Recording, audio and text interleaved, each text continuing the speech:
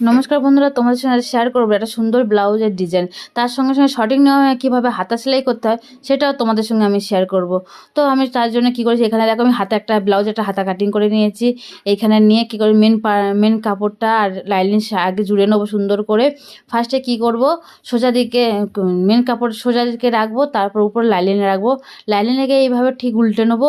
উল্টে নেওয়ার পরে আমি কী করব, দুটো কাপড়কে আলাদা করে দেবো। এইভাবে আলাদা করে একটা চাপ সেলাই দিয়ে নেবো, পুরো পুরো লম্বা করে একটা চাপ সেলাই দিয়ে নিলাম। নেওয়ার পরে ফের আবার এইভাবে মুড়ে ধরে আবার একটা চাপ সেলাই দেবো।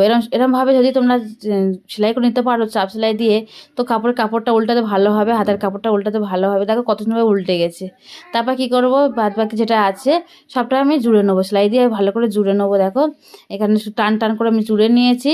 আর এখানটা যতটা বাদ বাকি কাপড় আছে, এক্সট্রা কাপড়গুলো আমি সুন্দর করে ছেঁটে নেবো।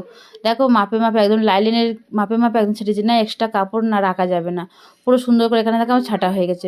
এখানে সুন্দর করে ছেঁটে নিতে হবে। তারপরে কি করতে হবে, তারপরে এইভাবে লম্বা করে একটা দাগ দিয়ে দিতে হবে সোজা একদম মাঝ বরাবর, যাতে না বেঁকে যায়।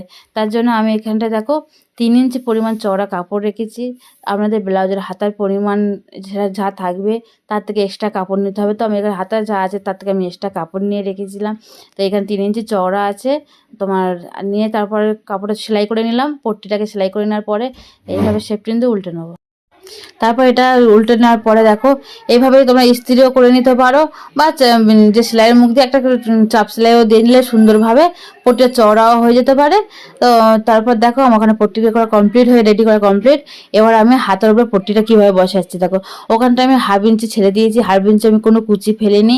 তারপর কি করেছি, হাফ ইঞ্চি ছাড়ার পড়তে আমি হাফ ইঞ্চি চওড়া রেখে রেখে প্রতিটা প্লেট সুন্দর করে করে ফেলে দিতে হবে, সমান করে করে একদম সমান আছে কিনা দেখে নেবে, বারবার সেলাইয়ের মুখে সেলাই হচ্ছে কিনা সুন্দর করে দেখে নেবে। এইভাবে পট্টিটাকে ভালো করে কুঁচি দিয়ে দিয়ে সেলাই করে নেবে। তো এখানে সেলাই করা কমপ্লিট হয়ে যাওয়ার পরে আমি কি করেছি, একটা করে দুটো মুখ ধরে সেলাই করে নিয়ে একটা করে পুঁতি বসিয়েছি। কেমন লাগলো বন্ধুরা?